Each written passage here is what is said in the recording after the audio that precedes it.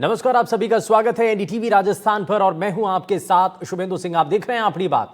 Cyber ठगों ने ठगी का एक नया तरीका खोज निकाला है। पुलिस या जांच एजेंसियों के हाथ उन तक नहीं पहुंचे, इसलिए ठग अब किराए पर बैंक अकाउंट लेकर के ठगी करने का नया रास्ता तलाश चुके हैं। अब चौंकाने वाली बात यह है कि इसके लिए वो उन युवाओं को टारगेट कर रहे हैं जो बेहतर लाइफस्टाइल जीने के आदी हो चुके हैं, और साइबर ठग ऐसे युवाओं को पैसे का लालच देते हैं और उनके बैंक डिटेल लेकर ठगी के लिए उनके अकाउंट का इस्तेमाल करते हैं। अब खतरे की घंटी उन युवाओं के लिए है जो अपना अकाउंट किराए पर दे रहे हैं, बेच रहे हैं, क्योंकि अगर पुलिस किसी मामले में जांच करती है तो जांच की आंच उन्हीं युवाओं तक पहुंचेगी, क्योंकि ठगी की राशि उन्हीं के खातों में मंगाई जाती है। अब सवाल यह है कि आखिर लग्जरी लाइफ के लिए युवा साइबर ठगों की गिरफ्त में क्यों और कैसे आ रहे हैं? क्या युवा लग्जरी लाइफ के लिए शॉर्टकट अपना रहे हैं?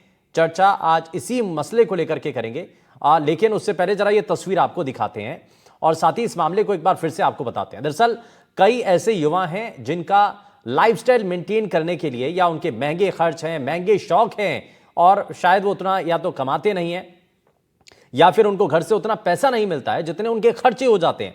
तो इसीलिए अब उन्होंने पैसे के लिए, पैसा कमाने का एक नया जरिया बनाया और उन्होंने एक शॉर्टकट तरीका निकाला है।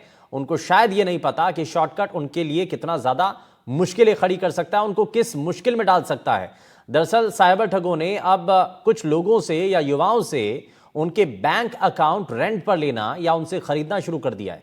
यानी कि बैंक अकाउंट आपका होगा लेकिन वो काम किसी और के लिए करेगा, यानी कि उसमें पैसा किसी और का ट्रांसफर होगा, और अगर कोई भी जांच होती है उसमें अगर पता चलता है तो उसमें नाम आपका ही आएगा, क्योंकि उसमें बैंक अकाउंट की सारी डिटेल आपकी है। लेकिन आपने क्योंकि वो या तो किराए पर दे रखा है या फिर आपने वो जो अकाउंट है वो आपने सेल कर दिया है, तो यानी कि नाम, पता, सब कुछ आपका, लेकिन उसके अंदर जो पैसा है वो किसी और का। तो ये मामूली से नफा के लिए, यानी कि बहुत मामूली से फायदे के लिए आप अगर इस तरीके का कदम उठा रहे हैं तो ये आपके लिए बहुत ज्यादा घातक साबित हो सकता है। इसी को जरा समझने की कोशिश करते हैं। हमारे साथ कुछ खास मेहमान कार्यक्रम में जुड़ गए हैं। जरा सबसे पहले आपको मिलवा देते हैं उनसे। हमारे साथ लक्ष्य नरूला जी कार्यक्रम में जुड़ गए हैं, एक्टर हैं, बहुत बखूबी तरीके से वो बता सकते हैं क्या चीजें होती हैं इस वक्त। और इस बीच हमारे साथ मनोवैज्ञानिक डॉक्टर ऋतु उपमन्यु पाटीदार जी कार्यक्रम में जुड़ गई हैं। ऋतु जी, बहुत स्वागत है आपका। हमारे साथ साइबर एक्सपर्ट अखिलेश शुक्ला जी कार्यक्रम में जुड़ गए हैं। अखिलेश जी, बहुत स्वागत है आपका। और हमारे साथ रिटायर्ड आईपीएस अधिकारी आनंद वर्धन शुक्ला जी हमारे साथ कार्यक्रम में जुड़ गए हैं। आनंद सर, बहुत स्वागत है आपका एनडीटीवी पर। मैं लेकिन सबसे पहले आंसर आपसे ही शुरुआत कर रहा हूं। ये जिस तरीके का ट्रेंड बन रहा है और ये जो फ्रॉड करने का, साइबर फ्रॉड करने का जो नया तरीका इजाद किया है, और इसमें आम लोग और खास करके इसमें युवाओं को जो टारगेट किया जा रहा है, और वो भी वो युवा जिनके खर्चे बहुत ज़्यादा हैं, एक्सपेंसेस बहुत ज़्यादा हैं, सोर्स ऑफ इनकम नहीं है, और इसलिए अपने खर्चों को पूरा करने के लिए अपने बैंक अकाउंट को सेल पर कर रहे हैं, रेंट पर दे रहे हैं, और उनको शायद ये नहीं पता कि नाम, पता, सब कुछ उनका है और पैसे का ट्रांजैक्शन किसी और का चल रहा है। कभी कोई बात होती है तो आप ही फंसेंगे। जी हाँ, ये घटनाएं इन दिनों काफी कॉमन होती जा रही हैं। उदयपुर में, गंगानगर में, जयपुर में, कोटा में बड़ी संख्या में स्टूडेंट्स बाहर से आके रह रहे हैं, पढ़ रहे हैं, या जो लोकल भी हैं, तो उनके सबके स्कॉलरशिप के अकाउंट है, बैंक अकाउंट है, सेविंग अकाउंट है। कोई ना कोई एजेंट उनको टच करता है, मुझे कहीं से पैसा मंगाना है, मुझे आपके अकाउंट से पैसा मंगाना है, आपको इसके बदले में 30,000 रुपए दे देंगे, 20,000 रुपए दे देंगे, 50,000 रुपए दे देंगे। वो बुकीज भी हो सकते हैं, वो जो वो होते हैं। ठीक है, तो ये अलग अलग तरीके से ठगी हो सकती हैं, इसकी संभावना बनी रहती है, लेकिन आपको बहुत ज़्यादा सतर्क रहना है। लेकिन ये साइबर ठगी का कैसे नया खेल शुरू हुआ है, इसको ज़रा और बारीकी से समझने की कोशिश करते हैं। अखिलेश शुक्ला जी भी हमारे साथ हैं। अखिलेश जी, ये कैसे काम होता है? और ये मुझे लग रहा है कि नया तरीका ही है, नया ट्रेंड अभी शुरू हुआ है हाल ही में, तो कैसे इससे बचना है, कैसे इसकी पहचान की जाए, क्या इससे खतरा हो सकता है? ज़रा वो लोग, उनको भी थोड़ा सा आप बताइए जो लोग अभी इस काम में आ चुके हैं, या तो अपना बैंक अकाउंट सेल कर चुके हैं या रेंट पर दे रहे हैं। ये थोड़ा सा बताइए कि बैंक अकाउंट ऑन सेल इसका मतलब क्या है, या बैंक अकाउंट ऑन रेंट इसका क्या मतलब है? थोड़ा सा इसके बारे में थोड़ा सा बताइए सर। देखिए, इसको लीगल भाषा में इसको मनी म्यूलिंग कहा जाता है, यानी कि किसी और का पैसा है, आप उसको आगे पहुंचा रहे हैं। तो यूजुअली जब भी कोई साइबर फ्रॉड होता है और आप उसकी कंप्लेन करते हैं, फॉर एग्जांपल अगर आपके अकाउंट से 1 लाख रुपए निकल गया है, तो जाहिर सी बात है कि अगर ये जो जब भी इसकी कंप्लेन होगी तो जांच एजेंसियां इन पैसों को ट्रैक करेंगी ताकि उन अपराधियों तक पहुंचा जा सके जिन्होंने ये पैसा आपके अकाउंट से निकाला है। At the same time banking system भी कोशिश करेगा कि ये पैसा उसके सिस्टम में ही रहे और उसको रोका जा सके ताकि वो पैसा किसी तरह आपके बैंक अकाउंट में वापस लाया जा सके। तो ऐसे में साइबर ठग या ये जो क्रिमिनल्स है वो क्या करते हैं, उन पैसों को बहुत सारे छोटे छोटे टुकड़ों में बांट देते हैं। फॉर एग्जांपल 1 लाख रुपए है तो अगर 5-5 हजार करके अगर वो 20 लोगों के अकाउंट में डाला गया, तो ऐसे में एजेंसियों के साथ ये दिक्कत आती है कि कैसे वो पैसे को ट्रैक किया जाए, क्योंकि एफर्ट बढ़ जाता है, बहुत सारे अकाउंट हैं और वो अकाउंट फिर अब उसके अकाउंट में और पैसे आए और उसने फिर अगले कुछ कमीशन लेके, फॉर एग्जांपल उसके अकाउंट में 5,000 रुपए है तो उसने 500 रुपए लेके बाकी के पैसे आगे बढ़ा दिए। ठीक है। तो ऐसे में साइबर एजेंसियों के और बैंकिंग के पास भी प्रॉब्लम्स आती है कि भाई ये अब पैसा रोका कैसे जाए, क्योंकि इतने सारे अकाउंटों को ब्लॉक करना, इतने सारे अकाउंटों को ट्रैक करना और फिर वो आगे कहां तक जा रहे हैं, ऐसे में एजेंसियों के साथ ये बड़ी दिक्कत आ रही है और आ भी रही है। और ऐसा नहीं कि ये ट्रैक नहीं हो सकता है, लेकिन अलग अलग एजेंसियां इन्वॉल्व होती हैं, फिर अलग अलग स्टेट के लोग होते हैं, तो काफी वो मुश्किल हो जाता है ऐसे में। और साइबर एजेंसियां जानती हैं कि ये मनी म्यूल्स है, ये बड़े प्लेयर्स नहीं है इस गेम के, तो वो पकड़ के बहुत बड़ा नेटवर्क को क्रैक करना, अगर ये पकड़े हुए हैं तो छोटे लोग पकड़े जाते हैं, बड़े लोग दूर रहते हैं।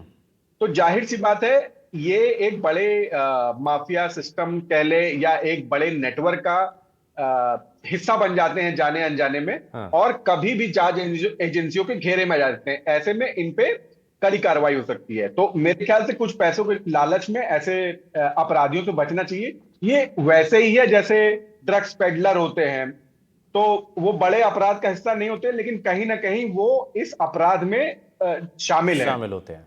ठीक तो है। कभी भी एजेंसियों उनके खिलाफ एक्शन ले सकती हैं। ऐसे में बच करना चाहिए इन बच्चों को या कोई भी। एक चीज इसमें साफ नजर आ रही है अखिलेश जी कि इनका जो ओवरग्राउंड वर्कर हैं या जो कनेक्टिविटी है वो बहुत लोकल रीच तक पहुंच चुकी है, यानी कि आम लोगों तक पहुंच चुकी है, तभी तो वो सपोर्ट कर रहे हैं, तभी तो वो इस सिस्टम के अंदर जुड़ रहे हैं। मैं आनंद जी को इसमें जोड़ रहा हूं। आनंद जी हमारे साथ एक बार फिर से जुड़ गए। आनंद सर, एक चीज बताइए, यानी कि ये जो वायरस है वो ऑन ग्राउंड है, अभी ये आम लोगों तक पहुंच चुका है क्योंकि लोग इसमें जुड़ रहे हैं। जो युवा पीढ़ी है वो थोड़े से लालच के लिए, अपनी जो आप सही कह रहे हैं लाइफ स्टाइल के लिए अपने अकाउंट को रेगुलर बेच रहे हैं, सेल कर रहे हैं, जिसको क्रैक करना पुलिस के लिए और साइबर अपराध की जो इन्वेस्टिगेशन कर रहे हैं उनके लिए बड़ा मुश्किल हो जाता है। अब आप सोचिए, मेरे अकाउंट में केवल 10,000 रुपए हैं, एक आदमी कहता है कि मैं आपको 30,000 देता हूं, मैं आपके अकाउंट का यूज कर रहा हूं, मुझे कहीं से पैसा मंगाना है। वो उसको फ्रॉड के लिए, क्राइम के लिए नहीं कहता है, लेकिन हम ट्रैप में फंस जाते हैं। उस ट्रैप को तोड़ना, जैसा कि एक्सपर्ट बता रहे थे, कितना मुश्किल है। कहां कहां पर ढूंढोगे आप? अल्टीमेटली वो निर्दोष लड़का पकड़ा जाएगा जिसका उस क्राइम में कोई लेना देना नहीं है, जिसका कोई इन्वॉल्वमेंट नहीं है, लेकिन अननेसेसरी वो भी उस क्राइम का पार्ट हो जा रहा है।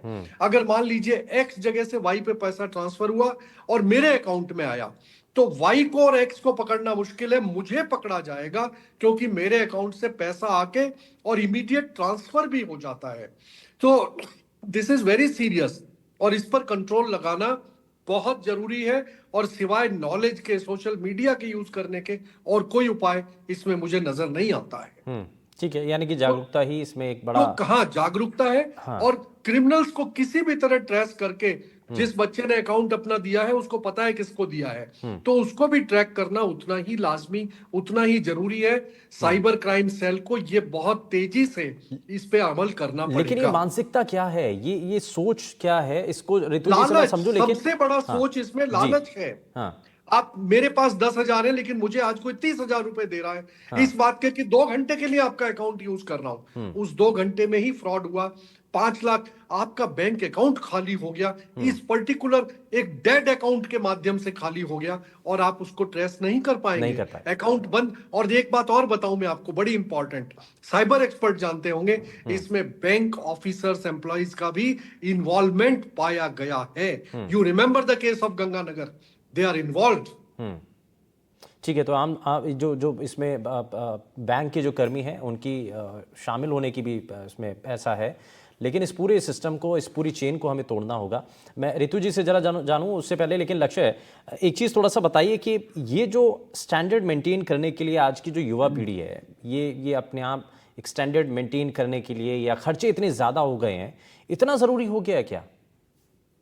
पहले तो बहुत बहुत शुक्रिया आपका हमें यहाँ पर बुलाने के लिए, आमंत्रित करने के लिए। और आई थिंक ये बहुत ही इंपॉर्टेंट टॉपिक है आज के टाइम के लिए, क्योंकि अगर इस टॉपिक को हम देखते हैं तो इसको दो भाग में हम बांट सकते हैं। जैसे यहाँ पे साइबर एक्सपर्ट्स हैं उन चीजों की बात करने के लिए, टेक्निकलिटीज के लिए, बट मैं मानसिकता जो है यंगस्टर्स की, मैं उसके बारे में आपको थोड़ा सा बता सकता हूँ कि अगर इसको हम दो भागों में बांटे तो एक हो गया आपका सोशियो इकोनॉमिक प्रेशर, जिसको हम कहते हैं कि सामाजिक और आर्थिक दबाव, और दूसरा आपका हो जाता है डिजिटल एक्सप्लॉयटेशन, जिसको हम कहते हैं डिजिटल शोषण।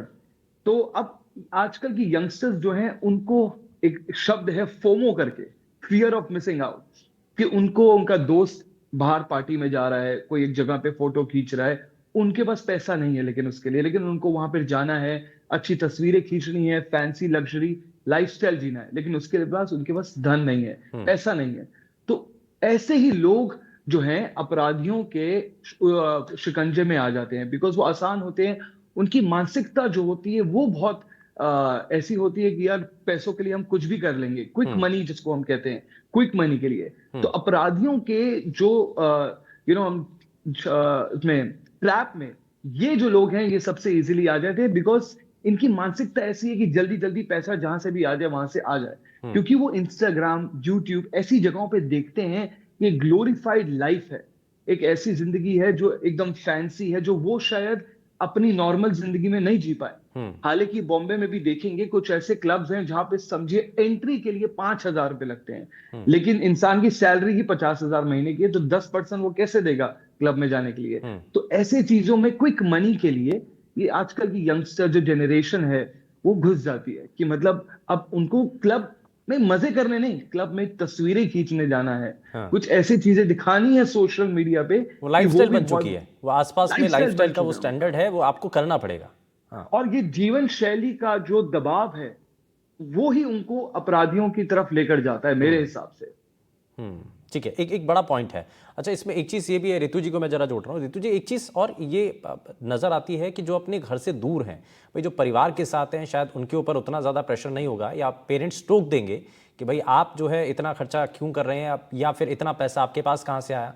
तो जो घर से दूर हैं या कहीं रेंट पर रह रहे हैं, बाहर रह रहे हैं, उनको टारगेट करना थोड़ा सा आसान होगा, क्योंकि फाइनेंशियली थोड़ा सा ऊपर नीचे अप डाउन्स होते हैं, तो ऐसे में उनको टारगेट करना थोड़ा सा आसान है। आपको क्या नजर आता है इसमें? सबसे पहले तो हमें ये समझना जरूरी है, जैसे लक्ष्य जी ने बोला, मैं बिल्कुल एग्री करती हूँ कि युवाओं में जल्दी पैसे कमाने को लेके बहुत लालच है। फर्स्ट वो इसीलिए हैं इन ट्रैप्स में, एंड सेकेंडली हमें उनकी मानसिकता समझने की बहुत ज़रूरत है कि क्या उनको लग्जरी क्यों अट्रैक्ट करती है कि वो गलत कामों में या शॉर्टकट्स में चले जाते हैं। तो सबसे पहले तो युवाओं के लिए आजकल ये हो गया है कि अगर उन पे लग्जरी सामान है, कोई लग्जरी गुड है, महंगे मोबाइल है, महंगी गाड़ियां हैं, या किसी महंगे रेस्टोरेंट में वो जा रहे हैं, तो वो सोशल मीडिया पे उनको ये लगता है कि उनका स्टेटस दिखा रही है कि हम इस ग्रुप में बिलोंग करते हैं। सेकेंडली आप देखिएगा कि जब भी हम बहुत खर्चा करके किसी जगह जाते हैं तो वहाँ का एनवायरनमेंट हमें कंफर्टेबल कर देता है, तो हमें कंफर्टेबल होने की भी सबकॉन्शियसली आदत हो जाती है, हम उसी को एंजॉय करने लगते हैं और वही एक्सपीरियंस दोबारा महसूस करने के लिए भी उस तरफ को जाते हैं। तीसरी बात मैं ये बताना चाहूंगी कि कभी ना कभी लोगों को ये लगता है, जो छोटे बच्चे होते हैं, जैसे कि हम इन केसेस में देख सकते हैं कि स्कूल कॉलेज के जो बच्चे हैं, इन्हें ये लगता है कि आज मैंने ये मोबाइल खरीद लिया, आज मैंने आईफोन खरीद लिया, तो कहीं ना कहीं मैंने कुछ अचीव कर लिया है।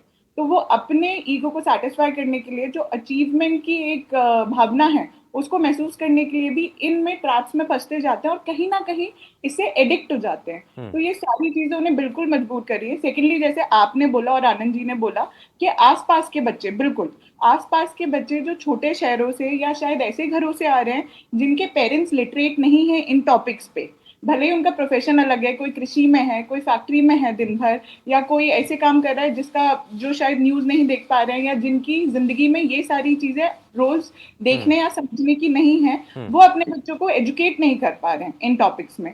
तो यहाँ पे रोल प्ले मेन होता है स्कूल और कॉलेजेस का, जहाँ हम साइबर कहीं ना कहीं हम साइबर क्राइम के अवेयरनेस प्रोग्राम्स रन कर सकते हैं, या हम उन लोगों को एजुकेट कर सकते हैं कि ऐसी चीजें हो रही हैं। और एक पॉइंट जो मैं थोड़ा सा टाइम लेके जरूर बोलना जी। चाहूंगी, आपने देखा होगा कि कहीं ना कहीं अभी गवर्नमेंट बहुत प्रमोट कर रही है कि बच्चों को अपने अकाउंट्स खोलना चाहिए, समझना चाहिए। स्कूलों में, कॉलेजों में कैंप्स लगते हैं, बैंक आते हैं, वो समझाते हैं कि किस तरीके से अकाउंट खोलते हैं, आपको क्या प्रोज मिल रहे हैं। एक लेकिन चीज और भी है इसमें ऋतु जी कि सभी, मैं अखिलेश जी को इसमें जरा जोड़ रहा हूं।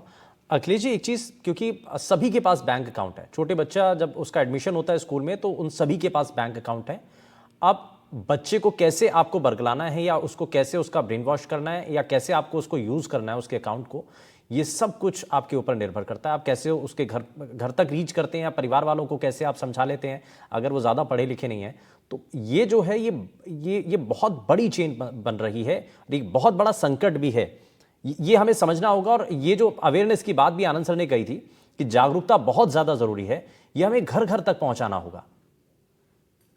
देखिए, इसमें एक इम्पॉर्टेंट बात मैं हाईलाइट करना चाहूंगा कि कभी भी ये नहीं लगता है अगले को कि वो अपराध कर रहा है, क्योंकि बड़ा सिंपल सी बात है कि आपका एक बैंक अकाउंट है, उसमें कुछ पैसे आए जो आपको आगे ट्रांसफर करने हैं और उसके बदले आपको कुछ कमीशन मिलेगा। सुनने में बड़ा ही नॉर्मल और साउंड लग रहा है। हाँ। और कोई भी व्यक्ति को आप बताएं या किसी को और भी ये कोई पता बाहर है, का तो नहीं लोगों करता ने है, तो बहुत ये आपके आसपास के आपका दोस्त है या कोई और जी जानकार है, जी वही करेगा। कोई भी आपको कोई भी कर एक सकता है। हाँ। मतलब जैसे जैसे मल्टी लेवल मार्केटिंग होती है, तो आप कर रहे हैं तो उसने सामने वाले ने बता दिया कि भाई ऐसा मैं कर रहा हूं, तुम भी करो, तो इजी हो जाता है। तो जाहिर सी बात है कि और कहीं भी इलीगल साउंड नहीं कर रहा है कि मतलब मेरे अकाउंट में 1,000 रुपए आए जो मैंने आगे बढ़ा दिए और मुझे उसके बदले 150 रुपए लगे। दूसरी एक बात यहाँ पे मैं कहना चाह रहा था कि जितने भी पेरेंट्स हैं उनको चाहिए कि अपने बच्चों से या अपने घर में ये बात करें, सरकारी एजेंसियां, न्यूज चैनल पे तो ये हो ही रहा है, अवेयर करें। और एक बात और मैं हाईलाइट करना चाहता हूं कि देखिए, इस जो ये साइबर फ्रॉड का बिजनेस है, इसमें कोई इन्वेस्टमेंट नहीं, कोई लागत नहीं है, सिवाय आपके कि आपके नेटवर्क में जितने लोग हैं आपको उनको कुछ कमीशन देना है। जैसे अमूलता कोई भी बिजनेस होता है तो उसमें आपकी एक कॉस्ट लगती है, मतलब आप 100 रुपए का सामान बेच रहे हैं तो 10, 20, 50 रुपए उसको बनाने में लगे, फिर उसके डिस्ट्रीब्यूशन में लगे। यहां पे आपको फ्रॉड करना है और आपकी कॉस्ट सिर्फ वही है जो इस चेन की कॉस्ट है, जो उन लोगों की कॉस्ट है। तो ऐसे में उनका इन्वेस्टमेंट, उनका फोकस सिर्फ ये चेन बिल्ड करने में है, जो टॉप के क्रिमिनल्स है। तो मुझे लगता है कि एक तो सब इंसान को जरूरी होना चाहिए कि मनी म्यूलिंग एक क्राइम है, अच्छा, फाइनेंशियल एक क्राइम है। अखिलेश जी, ये जो आपने बड़ा वाजिब पॉइंट उठाया कि ये जो चेन सिस्टम सर्कुलेट करने का या इसको बनाने का, बिल्ड करने का, ये एक नेटवर्किंग का अलग ही प्लेटफॉर्म होगा शायद, जो ये उनका काम ही यही है। जी बिल्कुल। जैसे मान लीजिए अगर मैं किसी को प्रलोभन दूं कि भाई आप जो है, जैसे जैसे मल्टी लेवल मार्केटिंग होता है, हम सबको पता है।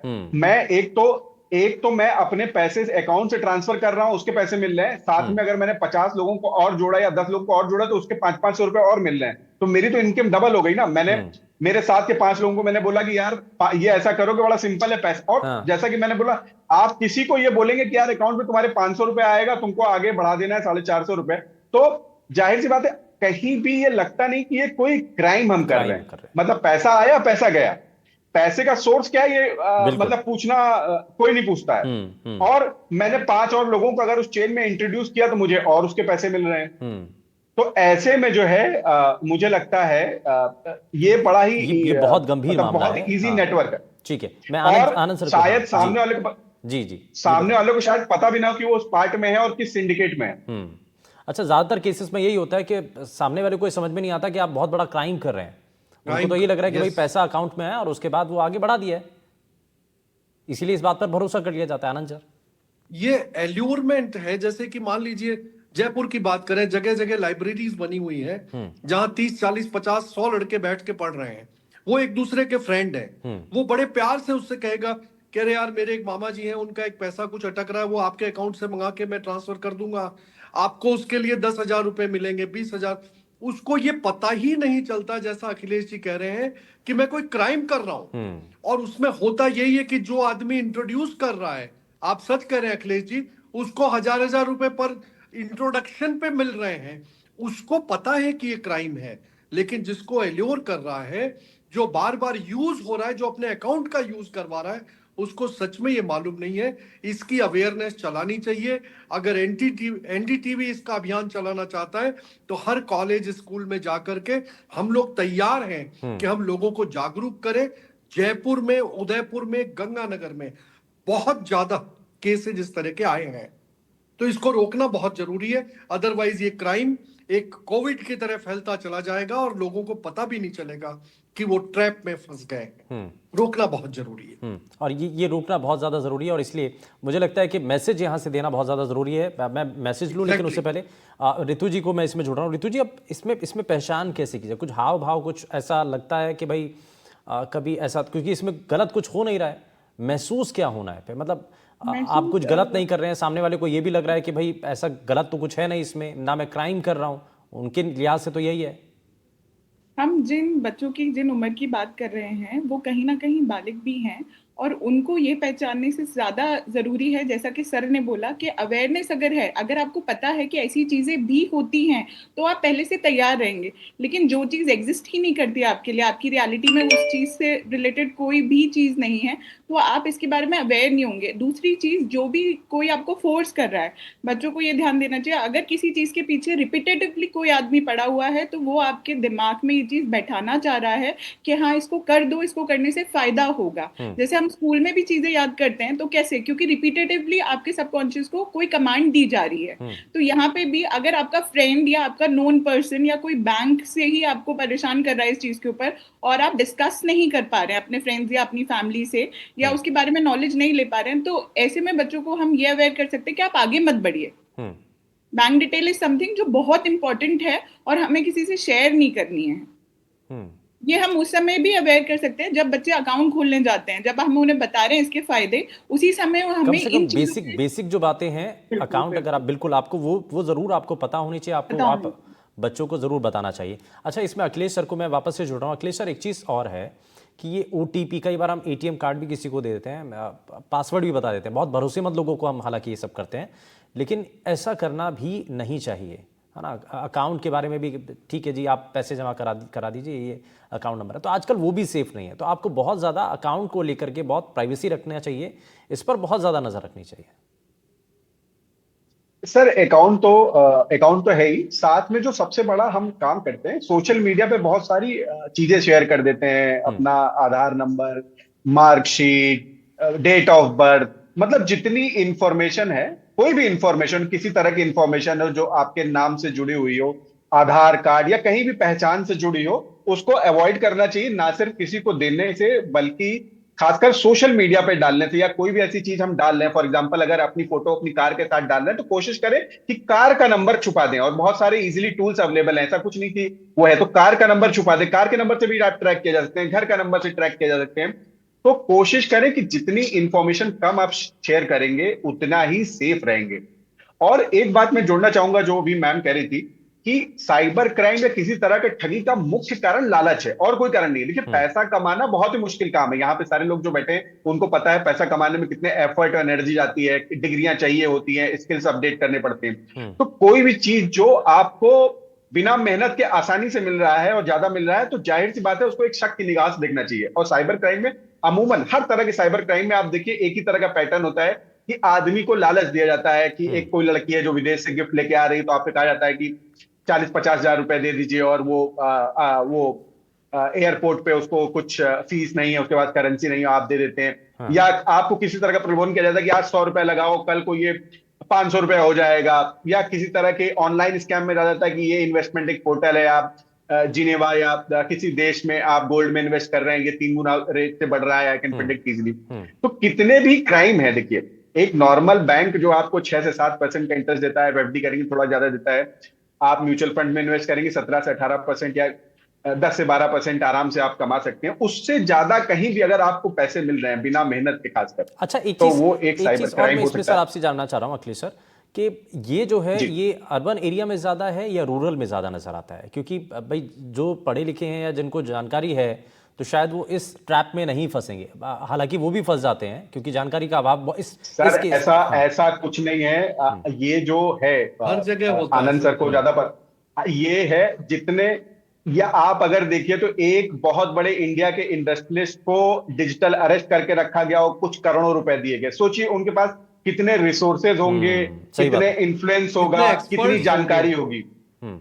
हाँ, कितने एक्सपर्ट होंगे और डे टू डे बेसिस। अब मैं किसी छोटे मोटे उद्योगपति की या मतलब एक नॉर्मल इंडस्ट्रीज की बात नहीं करूं, ये इंडिया के बहुत बड़े इंडस्ट्रियलिस्ट हैं जिनका नाम मतलब लेना यहाँ पे ठीक नहीं होगा, लेकिन आप सर्च करेंगे तो बहुत आसानी से मिल जाएगा। कोलकाता बेस्ड इंडस्ट्रियलिस्ट हैं, उनको उनको डिजिटल अरेस्ट करके रखा गया और कईयों केसेस में करोड़ों करोड़ों रुपए लिए गए हैं। तो जाहिर सी बात है ये लोग बहुत ही वेल टू डू हैं, पढ़े लिखे हैं, संभ्रांत हैं, क्योंकि गरीबों के साथ नहीं हो रहा है ये। हाँ। आप एक बात समझिए, उनके पास डिजिटल सारे एसेट्स हैं, मोबाइल है, सब कुछ है और लाखों रुपए वो आसानी से दे रहे हैं।